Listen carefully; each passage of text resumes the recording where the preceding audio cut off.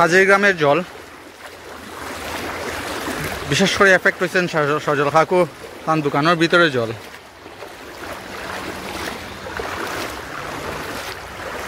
ME school একদম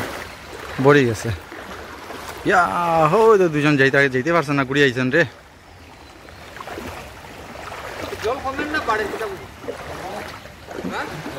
দম ধরে দিছে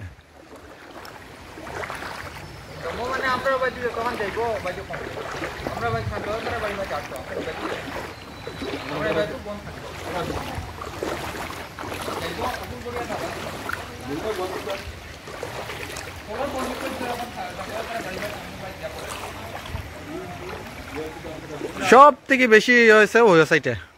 কতখান জল রে না হ্যাঁ না তুমি বাড়ি আনো আটু উপরে নি গঙ্গাপুর থেকে আইছো পানি জামাত এবারে ওখান যাইবো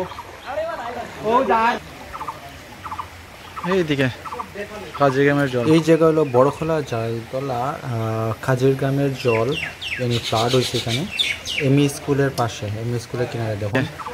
খাজির গ্রামের জল এখান থেকে জালতলা বাজারে যেতে হলে এইদিকে কোমর পর্যন্ত জল এখানে হয়ে গেছে তো খুব বেশি জল এখানে জমছে